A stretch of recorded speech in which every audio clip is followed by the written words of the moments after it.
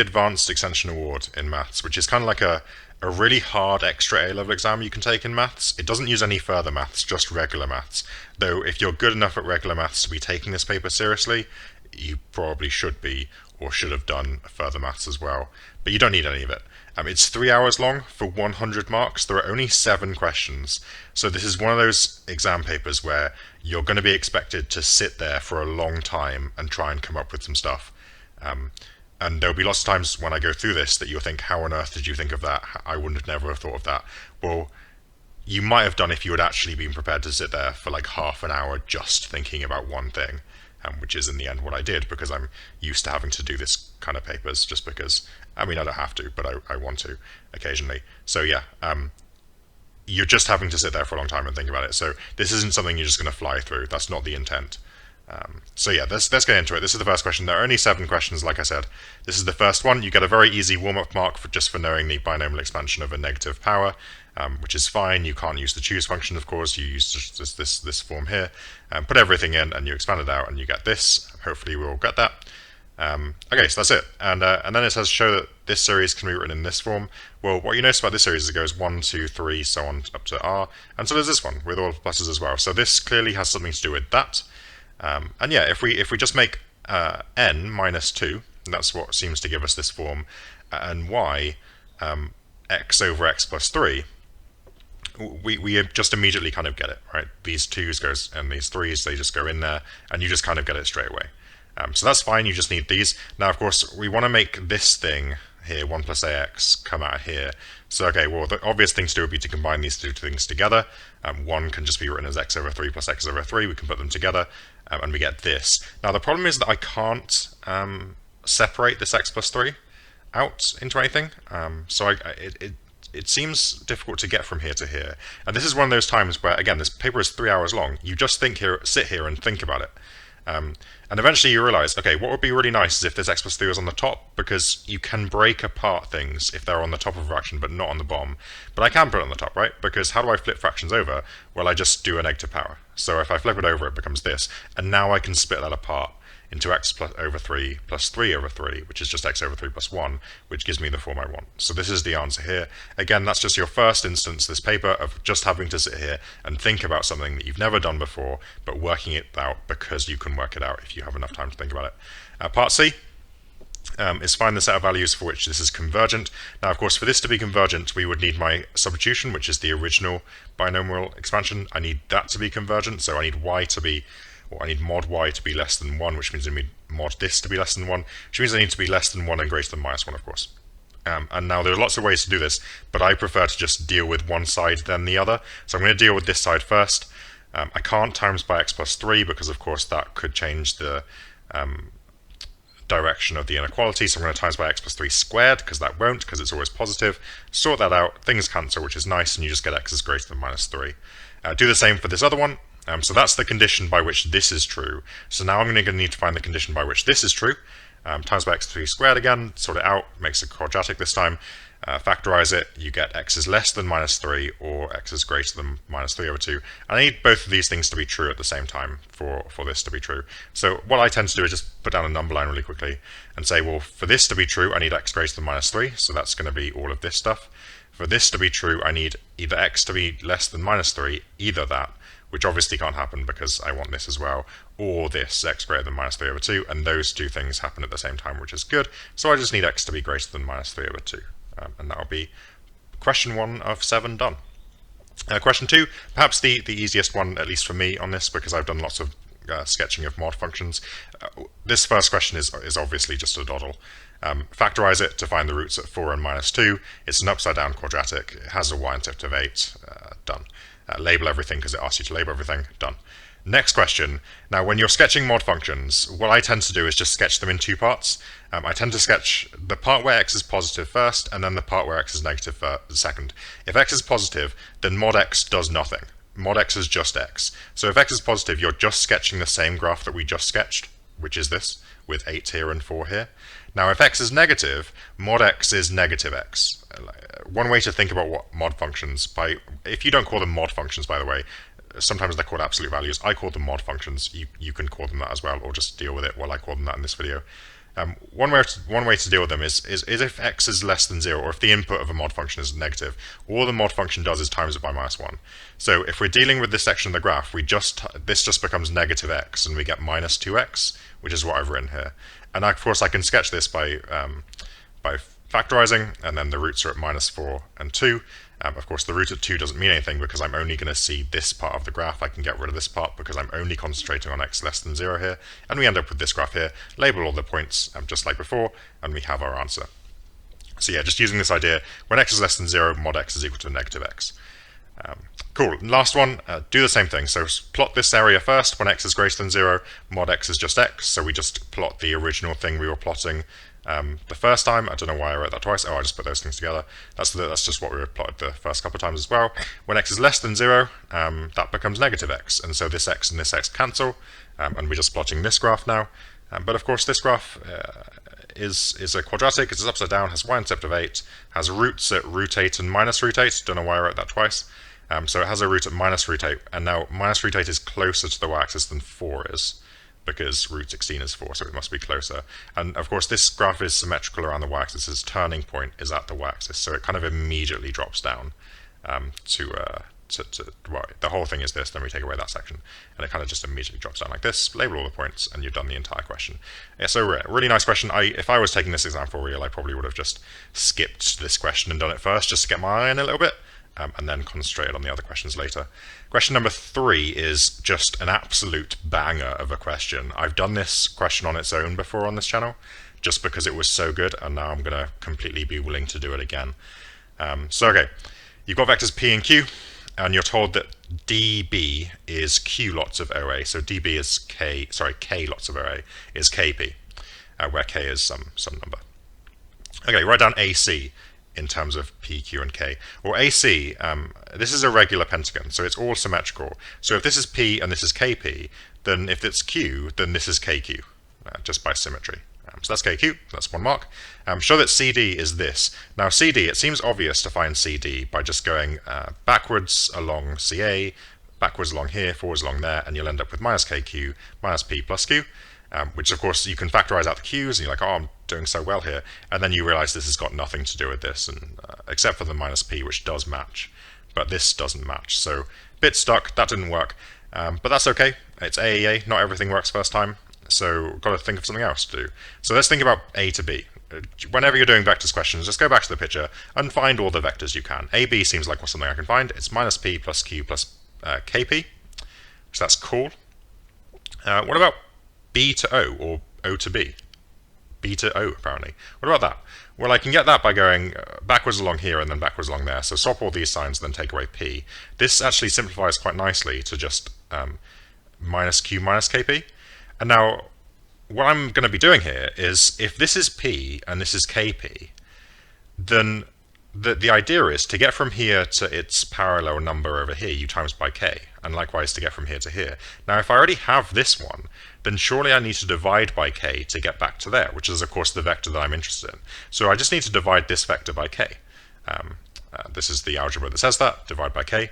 And of course, if you divide this by K, these K's cancel, this one becomes 1 over K, and you end up with what they want. So yeah, just a nice little subversion of your expectations there of how to do that question, but we have the answer. And now the next part, hence find the value of K. Now this is where this stuff turns out not to be useless, because now we have 2 expressions for C to D, so they of course must be the same. Now we can see the minus P is already the same, which is good, so now we just have this 1 minus K is equal to this minus 1 over K, and of course this is just a quadratic. If we times everything by K and we solve it, you're expecting, the AEA is non-calculator of course, you're expecting everything to factorize most of the time. This doesn't quite, which is fairly obvious straight away. Use the formula or whatever to find this answer here. Now the fact that K is going in the same direction as P means that K is a positive scalar. If it was a negative scalar, it would go the other way. So this must be the positive version. 1 minus root 5 is negative, so it must be 1 plus root 5 over 2. And that'll be our answer, 4 marks. By the way, these are called style points. I don't know whether I earned my style point here, but the narration I think certainly does.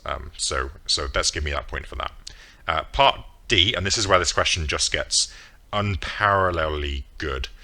Like it's just incredible. Find the value of sine 54. We know the value of sine 60, of course, root 3 over 2. We know some other values as well. but sine 54 is not a value that I know off the top of my head. And we're about to show what it is, exactly, without a calculator, which is really cool. And what's even more cool is that this was a vectors question. And if you want to, you can kind of continue thinking about this in vectors, but I'm not going to. The vectors have served their purpose. The entire purpose of the vectors was to say, well, if this is length p, or vector p, then this is 1 plus root 5 over 2 times that vector. And so if I just now pretend my regular pentagon doesn't have any vectors in it, it's just a regular pentagon side length 1, then this length across here is just 1 plus root 5 over 2, because it's this much many times of 1, which is just itself. Okay, so where does the 54 come in? Well, of course, an interior angle of regular pentagon is 108, so you probably just know that off the top of your head if you're taking AEA seriously, otherwise you can work it out. And 108 and 54 are very closely related because this is just twice that. So what I think is, well, if I drop a straight line straight down here to make a right angle, then I'd make a 54 here, which is great for two reasons. Partly because I got a 54, but also because now I've got a right-angled triangle.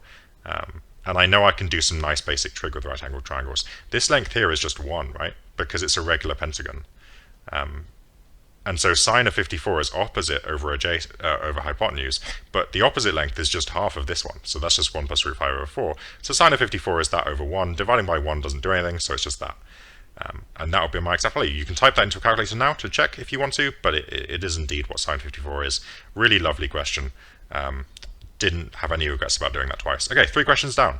I think 4 to go. This is now a mechanics question, which is quite exciting, though it does use a lot of pure maths halfway through, which is why it's on the AE paper, just a bit of combinations. The first thing I'm going to do is see tan alpha is 3 over 4. Of course, I don't care what alpha is, but if I imagine a little 3, 4, 5 triangle with 3 as the opposite, 4 as the adjacent, that makes 5 the hypotenuse, which makes sine of theta 3 over 5 and cos of alpha 4 over 5. If you take A-level math seriously, you should be able to do that because you have to do it in mechanics. Actually, you don't have to anymore because everything's calculated, but you should be doing this. Coefficient of friction is mu, is a half, so that's good. Particle is held in balance, so there's 2 different angles going on here. Let's annotate the diagram, of course. Going down, we have weight W. That's not WG because it's already a weight, so it's just W. This way we have W cos theta, but cos alpha. Keep getting it wrong. Cos alpha this way, but cos alpha is just 4/5. That's 4/5 W. And then here is W sine alpha, which is just 3/5. So that's 3/5 W. And then if we break up this one as well, we've got a force coming down here that's opposite the angle, so that's going to be 1.2 W sine theta. I don't know what sine theta is, of course. I just know the alphas. And this one here is 1.2 W cos theta. And now we can resolve some forces, I think. At least that's going to be my hope. Find the value of theta which there's no frictional force. So the forces are perfectly imbalanced and friction doesn't have to do anything to make it balanced. Well, that just means that this force here, 1.2 W cos theta, is equal to 3/5 W. Now, of course, the W's cancel. 1.2 is 6/5. Cancel the 5s, divide by 6, and we get cos theta as that. And that's going to have a value of pi over 3 because we're working in radians here. Okay, cool. So when theta is pi over 3, friction doesn't do anything. Good. The minimum value of theta for which the particle remains in equilibrium is this. Now let's think about this first. If we make theta less, like if we reduce theta, the force going up the ramp is going to be more, right? Like it's more efficient to push this particle more parallel to the slope. So as we reduce theta, we're going to get more efficient at pushing this up, which means friction must be coming back down the slope to hold it in place. So apparently there's some value theta for which when we lower it too far, friction can no longer hold the particle in place, and we're going to start pushing up the slope. And it's asking us what value of theta that is. Now, of course, friction friction at its maximum is mu r, which means we need to know what r is, the reaction force. R is, of course, this force plus this one. So 4/5 W plus 1.2 W sine of theta. And so the frictional force going down the slope is a half times that. So we're going to have, down the slope, we're going to have 2/5. This is really set as 6/5, so half is 3/5, and that's the frictional force coming down. And so now we can resolve forces. Now we know friction is working down the slope at its maximum. We can resolve forces. So we can say this force coming up the slope is equal to this one down plus this one down. And that's just what this thing says. Cancel all the W's, times everything by 5, I guess, if we want to. I've changed theta to beta because apparently that's the angle for which this happens. So, okay. times everything by 5, rearrange. And now you can sit here for a while, and this is where, this goes from just regular A-level maths to AEA maths. Like, what do we do with this here? And how do we get this out of it? This looks very scary. Like, how do we get that? So you sit here for a while, again, you have 3 hours, until you eventually realize, okay, one thing that I could do with this is the R formulas, this R formula to be exact. When you add together a cos and a sine, you can replace it with this, where R is a squared plus b squared square rooted, and alpha is tan inverse, or arctan, which is what this is, b over a. Now we're taking away, but that's okay, because in the R formulas you can take away to just change this sign here. And again, that's just assumed knowledge that you know that, doing A-level maths. And now we're ready to go. So A is 2, B is 1. So R is root of 2 squared plus 1 squared, which is root 5. And alpha is tan inverse, or arctan, of 1 over 2, because this negative doesn't matter because it's already in the formula. And that's good, because that's looking like where that's going to come from. We're just going to have to rearrange this. Divide by root 5, and also rationalize, I guess, is what I did here. I think actually I times everything by root 5 to get 5 root 5 and 5 here, and then divided by 5 to cancel the 5s. Anyway, get this. Arc cos of that. Then take away alpha. Alpha, as we've already said, is tan, or arctan, of b over a, which is 1 over 2. And we'll end up with our final answer. And that is going to be that. I don't know why. Oh, yeah, that's annoying. I randomly changed beta into x at some point, just because I was copying and pasting these things. These should all be betas. So, sure, sorry about that. That should all be beta, but I hope you can follow the logic at least. Anyway, question number C. Now, find the range of values, theta, for which the particle remains in equilibrium with the frictional force up the plane. So now, we're going to increase this angle such that we're pushing mostly downwards. And so, we're not pushing up the slope so much, and this force is apparently large enough such that friction also has to act up the slope in order to stop it going down. So you can imagine when you're pushing like straight into this, that friction's going to have to act downwards to stop it still sliding down, because you're applying so little force in this direction. So we're looking for big thetas now. Now we know the lower bound for this, because we worked out in part 1 that friction doesn't happen when theta is pi over 3. So the lower bound for this idea is pi over 3. That's when there's no friction. And now let's work out the upper bound.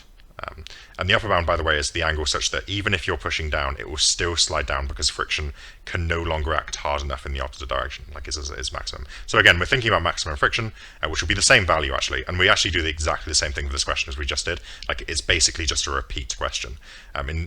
You just set up a different equation whereby this downslope force equals the two up ones, and then everything exactly the same. Cancel the w's, rearrange, use the r cos formula. 3 squared plus 6 squared is root 45, which you can simplify. You divide by it. You take arc of cos of that. Once you rationalize it, maybe, you add alpha. Alpha in this case is 3 over 6, which is actually still a half, just like we had before. And it's the same idea. Like, it's just the same thing. And so that's the upper bound. And so as an inequality, this is the lower bound, but this doesn't actually count because remember, this had no friction. We're looking for values that friction is acting up the plane. Friction wasn't acting here, so we need to be anything even slightly above that, but not equal to it. And then we can be equal to this because this is the maximal angle we can be for friction to be acting at its maximum, and anything larger than that, and it will slide down the slope. And that's all of question 4, which is quite nice. So it was quite a nice question, actually. A nice combination of mechanics, which I quite enjoy, with some pure maths. Question number 5 is the worst question on the paper, I think. There are 3 questions left. 2 of them are pretty difficult. 1 of them is pretty easy. You know as soon as you see, firstly, an entire question just in one go for 13 marks, and this as the thing that you're aiming for, that this is going to either be immense amounts of fun or just very painful. And this was sort of a mix of both, to be honest. We're looking for this area. Now, the first thing I think is that I actually don't care about this area. What I'm going to do is care about this area on the right-hand side here, and then just double it. So I'm going to look to integrate this curve between 0 and this intersection, and then take away the integral of this curve between 0 and this intersection, and then double it for my answer. That's my plan. Of course, to do that, I need this intersection, so we may as well set this equal to that. Now, there's a couple of identities I can use here. Firstly, I can change cos out to be cos squared minus sine squared. Now, I was going for the style mark pretty hard here when I decided to turn 1 into sine squared plus cos squared, just that I could simplify all of this. But actually then I realized that I should have just turned cos 2x into one of the ones with just cos or just sine in it, and I'm just being a moron. Of course, now I need to turn sine squared into cos squared as well by doing that. And now I can expand and get just coses. Now tan squared x is sec squared minus 1, which is great because sec squared is 1 over cos squared. So if I just times everything by cos squared, I'm going to get a hidden quadratic in cos squared. So just rearrange that and you get this. This is just a quadratic, right? In cos squared. So if you imagine cos squared x is just, y, this is 8y squared minus 4y minus 1. We're just going to solve that. Now, this doesn't factorize, which is the first of many bad things about this question. So you end up having to use the formula for cos squared of x, and you get, well, root 48 is root 16 root 3, so it's 4 root 3, and then the 4's cancel and you end up with this. Now I can ignore this minus because cos squared is positive, like something squared is positive, so it's not going to be 4 minus 4 root 3 because that's negative, so we've got to use the positive, and then I factorize that a quarter to make it look a bit better. So that's my answer to cos squared. Now I have absolutely no plan for how to find x from this. Like, remember, x is the intersect here, because I can't do cos inverse of this. I have no idea how to do that. So I actually got a bit stuck here. I left it for a bit. Again, this is why you have 3 hours to do the question. I actually left this for a bit, and I got into the integrating anyway. Like, I just started integrating just because I didn't know what else to do, and thought about dealing with this later. I will deal with this now, but just know that that's not how I did it in the first place. But I'll show you what to do with this now. What you do is you say, okay, if that's cos squared, then I can find sine squared. Cos sine squared is just 1 minus cos squared, so it's just 1 minus this. So sine squared simplified is this. And actually, that means I can work out tan squared. It's just sine squared over cos squared. And the quarters cancel. You can rationalize this, just some GCSE maths, divide by minus 2, and you get that. How is that helpful? Well, just bear in mind again, I only found about these afterwards. What I did after I found cos squared was this and gave up, was I started integrating. So I just said, okay, well, let's just integrate this thing between 0 and a. I'm just calling a the intersect. So I've just replaced these with a's as well. And then take away the integral of tan squared. Now, I know I can integrate this. This is no problem at all. This actually is also fairly easy to integrate as well. You use the same substitution you did before, where tan squared is sec squared minus 1. Not substitution, sorry, an identity. And then, of course, because tan differentiates to sec squared, that means sec squared integrates to tan. So actually, tan squared just integrates to tan minus x, because this integrates to x. Of course, this integrates very, very easily. By the way, I've times everything by 2 because, again, it's this area plus this one, which is just doubled. So that's where the 2 is from here. This integrates, of course, very easily. And then I looked at this and I thought, okay, how do I do this? How do I do this? At this point, I still didn't know how to find a. Like, I just had this one, and I didn't really know how to find a from that. But what I realized was, okay, what I'm going to do is I'm going to substitute a into these things. And now, firstly, when I substitute a into this, I get minus a, and then minus a. So these x's are going to cancel. Of course, when you put in 0, you're just going to get zeros. So these x's are irrelevant. I don't need them. So I can just get rid of those and just put it all together in one go. Now, I need to put a into these. And remember, at this point, I just had this. But actually, I don't actually need a. Like, if I just knew what tan a was and sine of 2a was, that would be enough. I don't actually directly need to know what a is.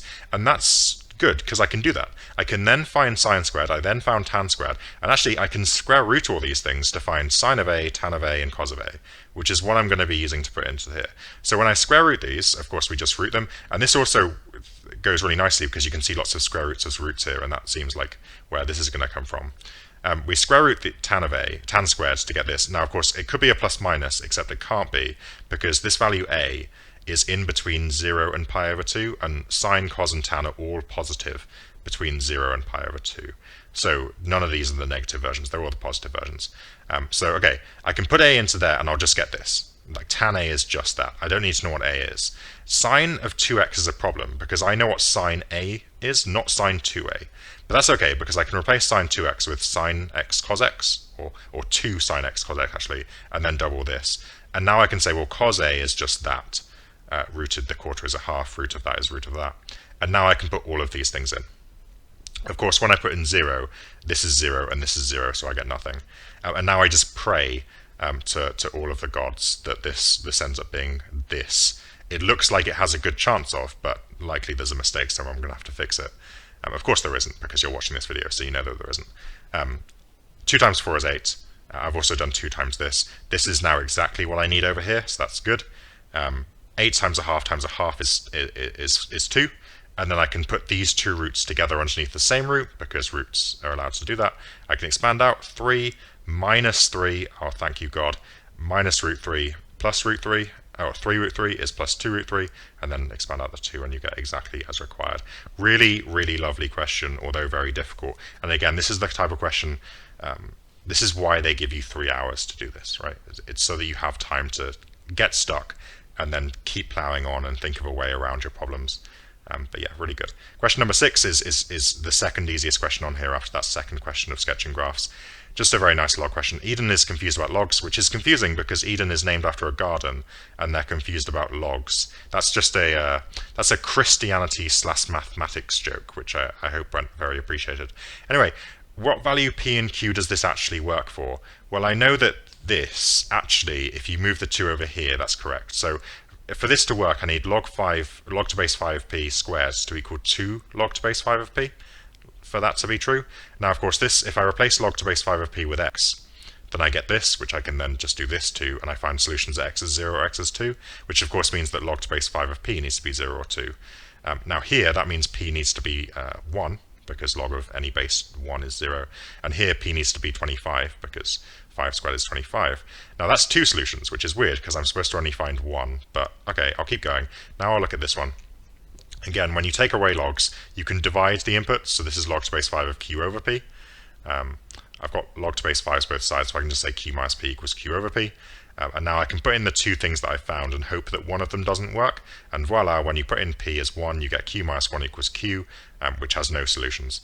So that's not a thing. But when you put in p as 25, you get q minus 25 over q over 25. If you don't know what 25 times 25 is off the top of your head, you're a pleb, and you just solve this for q is equal to that. And that's going to be your answer. 7 really nice, easy marks to get there. Part 2. Prove this thing. If that's true, so we can start with that, because they're telling us if this is true, then we're supposed to show this. So we'll start with this. Now, at this point, I use the change of base law, because I went to school before modern calculators were invented, and so I know the change of base law. Maybe you don't, because it's not so much in N-level maths anymore, but you should do if you're going to take AEA. Change of base law says that you can take a log like this that you don't like, and you can just say it's 2 logs dividing. You can choose whatever base you want, and then just put this number in the top log and this number in the bottom one. Now, why did I choose base r here? Well, because log to base r of r squared is just 2. Now times everything by 2, and then you can bring the 2 up to here, and then of course that means a squared must equal b. So if this is true, then that's true. Good, done. Now solve this. Now, I've solved lots of log questions before, and I know that the general idea is to make everything the same log and then just solve the expression on the inside of the brackets. But I also know, considering this is part 2ab, that I should also be using this, and I immediately spot I've got a log to base 4 here, log to base 2 of here, so I can see how I'm supposed to use this, I think.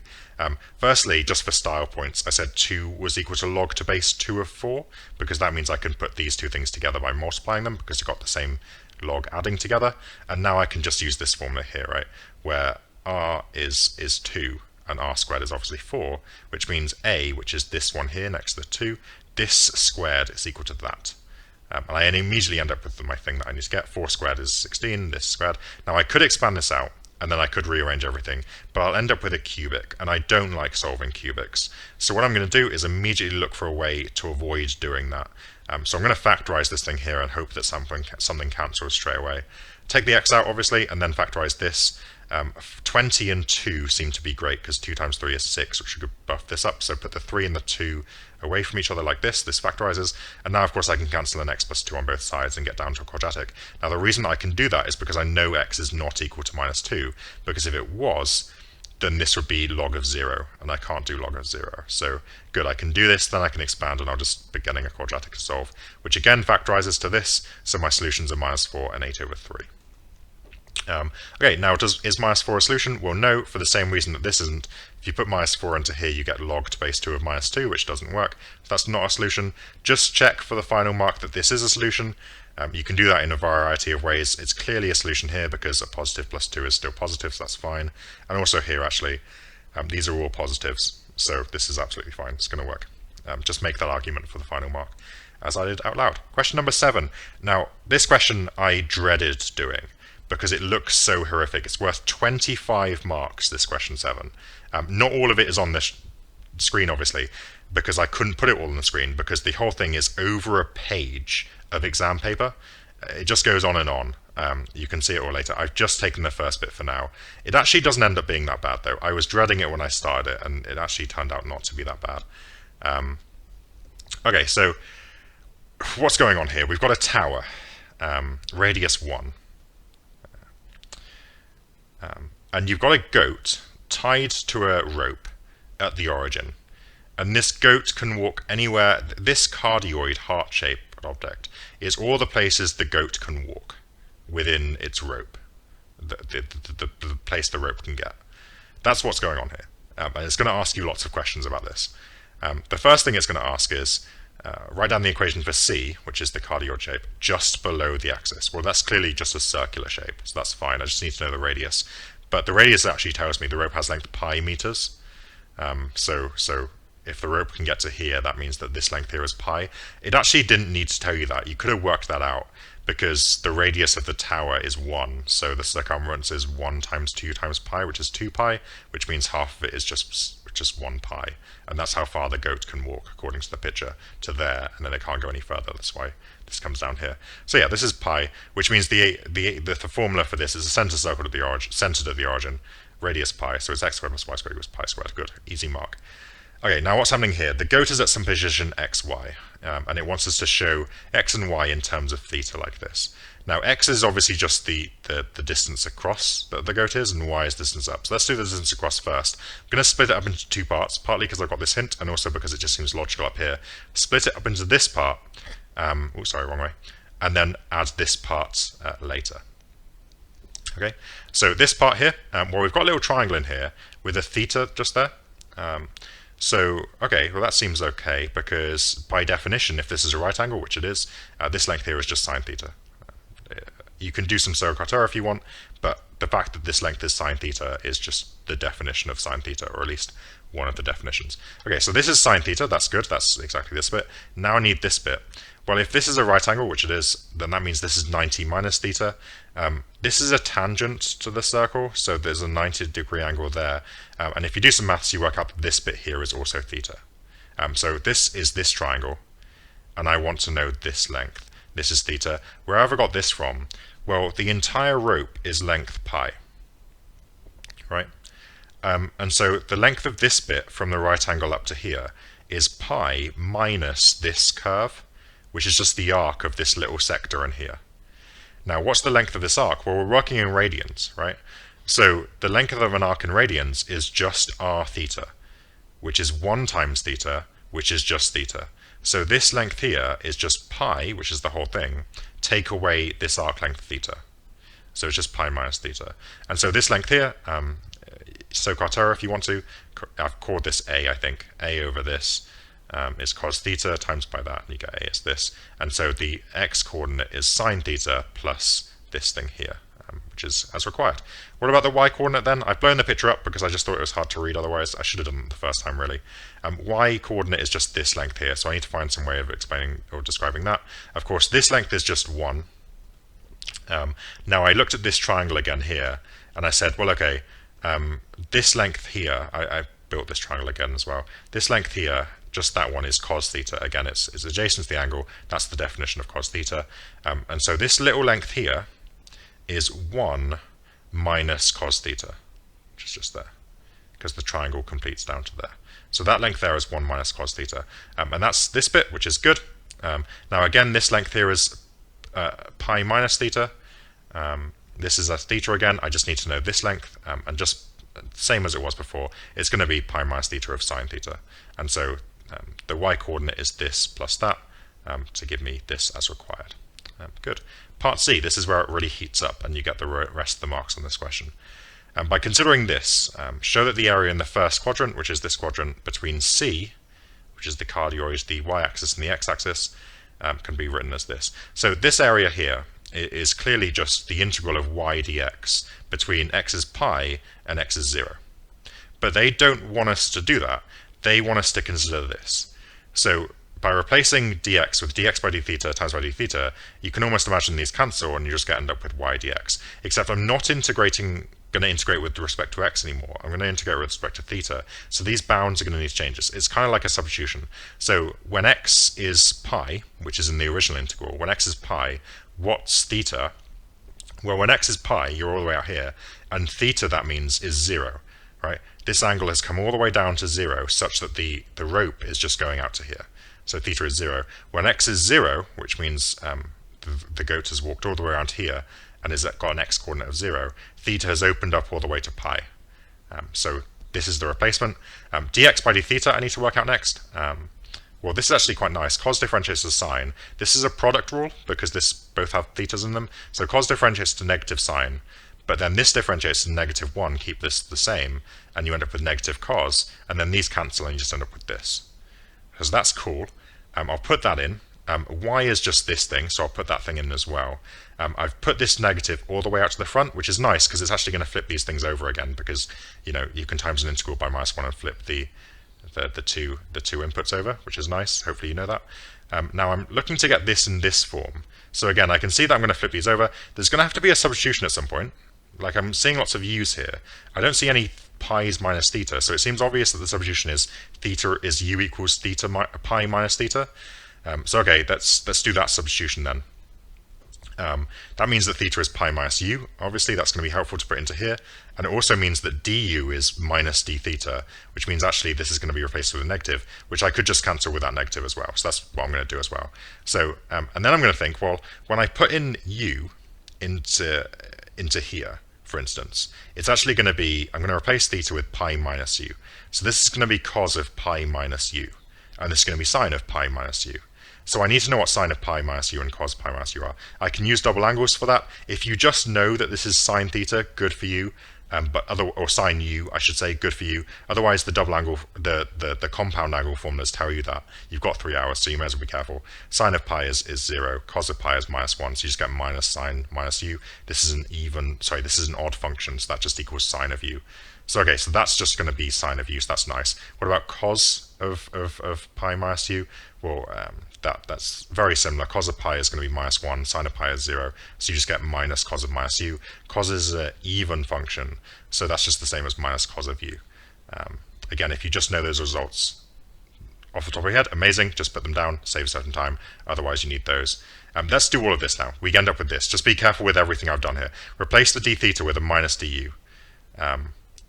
I don't think I meant to flip. Oh, sorry, I did, because yeah. Okay, let's take this slowly. These limits have changed again, not because I've times it by a negative, as I said I might, but because of the substitution. When theta is 0, u is pi. So 0 gets replaced with pi. And when theta is pi, u is 0, so replaced there. And now these two negatives are going to cancel, which gives me all the positive stuff, which is what I'm looking at here. And of course, when I expand this out, I'm going to get u sine theta times u sine theta cos theta. That should say, sorry, that should be a u. Apologies. That thing there, just that one, should be a u. So one mistake on this page here. Apologies for that. Hopefully we can see at this point, we're going to expand this all out, and it's going to be this here. And then, of course, this is just 3 separate integrals, which I'm allowed to do just there. And that's getting to that. I cancelled the 2 negatives, didn't I? So that's good. So there, we're done. Okay, next bit. Show that this integral, this bit here, can be written as that. Now, you know, looking at these integrals, I'm not scared of this. This is just A-level maths. I'm going to have to do integration by parts. Not scared. Not scared of this either, because sine u cos u can be written as sine 2u. And I can integrate that easily, so not scared of this either. This I'm a little bit more scared of, which is why they're talking me through it. So they're just going to they're asking me to show that I can do this. So by parts seems like the way to go here, and that's actually what I did first, but it turns out it's not right. This is why you have 3 hours. I tried something else as well after that. I can't remember what, but actually the way to go here is to use sine squared is that in terms of cos. I think you can also do it in terms of sine, but it might just not work out. Maybe that's what I did second, I can't remember. But this is the identity you want to use. Of course, you can just expand this out and treat it as 2 integrals if you want to. This is incredibly easy to integrate, and of course, it's going to lead you to this bit here. This is going to have to be a parts. So The way that I think about integration by parts is I just integrate the one that I want to. I'll integrate this one to a sine 2u over 2. And then you leave that integral in the next integral, but then you differentiate this one to be a 2u. And then, of course, the 2 from this cancels with, what does it cancel with? Interesting. Am I just having a complete brain freeze? I think I basically am having a complete brain freeze. Where does that 2 go from there? Oh, of course, it cancels with the over 2 that you would have had when you integrated sine 2, yeah. And then this half is just from this half. So yeah, that's fine. This all works. Now, what's interesting about this is when you input pi and 0 into this, sine of 2 pi is 0, and sine of 0 is 0, so all of this just immediately goes away. So that just all goes away. When you put in this, obviously u of 0 is 0, so only the top limit matters and it gets you exactly what you want. And then you end up with this. Now sine of 2u is just 2 sine u cos u, which cancels with this half, and you end up with exactly what they want you to have. So as soon as you think to do this, it actually comes out fairly quickly. But again, it's just a matter of sitting there for long enough to try all the things, and eventually you try that and it works. We're into the home straight, because I can replace this with what they want me to, and then this we notice is the same as this, so we just put them together to make 2 lots of it. And now the final part of the question for 8 marks is hence find the area of the grass that can be reached. Now, of course, the area of grass that can be reached is this quadrant, which we're going to find out by continuing with this, plus this quadrant, which is just the same number. So once I find this integral, I can just double it for this. And then I'm just going to add in, as we saw in the very first part of this question, half a circle, which is just going to be very trivial for me to work out. So this is the thing that I have to do that's left. But I've already said that I'm not scared of doing this, because both of these integrals are quite easy. Let's start with this one. This one here, just an integral by parts. I think it's fairly standard A-level. Integrate this one for a minus cos, and then differentiate this one for just a 1, and then this is very easy to integrate. Cos of pi is minus 1, so that cancels with this minus, and you just get a pi. Cos of 0 is 1, but 0 goes into here as well, so that ends up being a 0, so this just ends up being a pi. Integrate, the 2 negatives cancel, integrate cos to a sine, and then sine of pi and sine of 0 is 0, so that just goes away. So this whole thing is just pi. This integral is just pi, so that's fun. Next integral then, so only 1 to go, and then I know I'm pretty much done because the rest of the question was easy. Just got to do this integral then. But again, I already said I can just do sine u cos u is sine 2u over 2, because 2 sine u cos u is sine 2u, so divide by 2. These 2's can of course cancel. This integral I'm not scared of. It looks basically exactly like the one I just did. Do it by parts, integrate this one, leave this one alone, and then differentiate this one and take this integral again here. Good, cancel these negatives. When you put in pi here, you get cos of 2 pi, which is just 1, with a pi there. When you put in 0, you get cos of, well, you get 0 times cos of whatever, so that's just 0. So this is just minus pi over 2. This one integrates to sine 2u over 4, but when I put in pi into there, sine of 2 pi is 0, sine of 0 is 0, so that just all goes away and we end up with this. So cool, that's the second bit. So we get pi plus, or sorry, minus pi over 2 plus what we found earlier, this. Simplify that to this, and that's this whole area here, which is the same as this whole area here. This area here is just half a circle, radius pi. Pi r squared divided by 2, r is a pi, so that's pi cubed over 2. And so add these things together, and that's what I did, and I lost a whole mark for it. Now, why did I lose a whole mark for getting this as the answer? Well, because, remember, this is a tower, and towers aren't made of grass. So the question is, how much grass can the goat reach? And it can't reach this circle because this circle isn't grass. So we need to take our total area of the whole cardioid and take away this circle. This circle is radius 1, so its area is just pi. So I need to take away pi from this. I'll end up with that answer there. And you'll curse the people who wrote this paper. Anyway, it was quite nice. I think it was quite a nice paper to do, actually. Yeah, I mean, if you are actually taking the AA in the future, good luck with it, and thank you for watching.